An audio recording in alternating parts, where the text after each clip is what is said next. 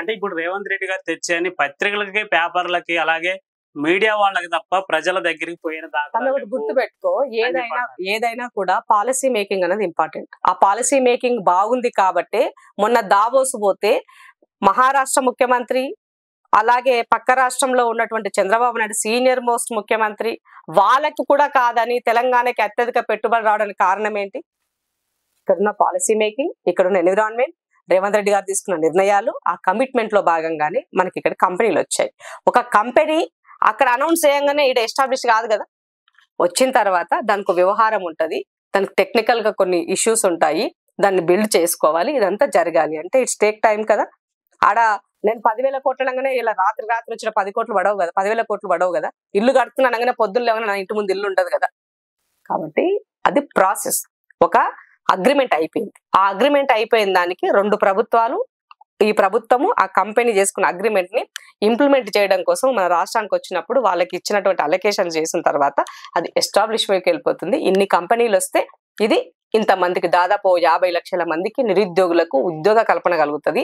ఈ 2,19,00,000 కోట్ల పెట్టుబడులు మన రాష్ట్రానికి వస్తే దాని ద్వారా ట్యాక్స్ రూపేణా మన యొక్క ఇన్కమ్ పెరుగుతుంది. కాంగ్రెస్ సర్కార్ చూపించే ప్రతిదీ పేపర్ల మట్టుకే పరిమితం ఇది అంటున్నారు కదా. ఇప్పుడు గత ప్రభుత్వం మొత్తము కూడా తాటికాయ అక్షరాలతోటి పేపర్ స్టేట్మెంట్లే ఉండేది.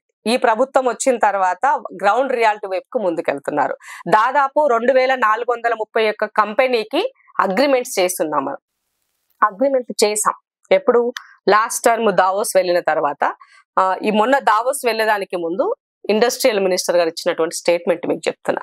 దానివల్ల దాదాపు 2,20,000 కోట్ల రూపాయలు ఇన్కమ్ కూడా మనకి వాటి పేరు మీద అంత ఆదాయం కూడా ఇక్కడికి పెట్టుబడుల రూపేణ వచ్చిందని ఆయన చెప్పడం జరిగింది. అంటే ఒక విజన్ ఉండాలి. మీరు గత ప్రభుత్వంలో మంత్రులను ఇప్పుడు ఉన్న మంత్రులను మీరు కంపేర్ చేయండి. ఇప్పుడున్న మంత్రులు ప్రతి ఒక్కరూ కూడా ఒక విజనరీగా, ఎక్స్పీరియన్స్ పర్సన్ గా, కొంత కమిట్మెంట్ గా, ఒక ఇంటెలెక్చువల్ గా ఉన్నటువంటి వాళ్ళు ఇవాళ ముఖ్యమంత్రితో పాటు అంత మంత్రివర్గంలో ఉన్నారు. గత ప్రభుత్వంలో ఎవరున్నారు చెప్పండి మీరు? గత ప్రభుత్వంలో ఉన్న వాళ్ళు ఎవరన్నా ఒక గీ యొక్క మంత్రి పేరు చెప్తే బ్రహ్మాండంగా ఉందని చెప్పిన మంత్రి పేరు చెప్పండి మీరు. వాళ్ళ పేర్లు కూడా గుర్తులేవు ఇప్పటికి చెప్పాలనుకుంటే ఒక రకంగా. సో అంత ఆ పరిస్థితుల్లో మీ యొక్క పాలన ఉన్నది.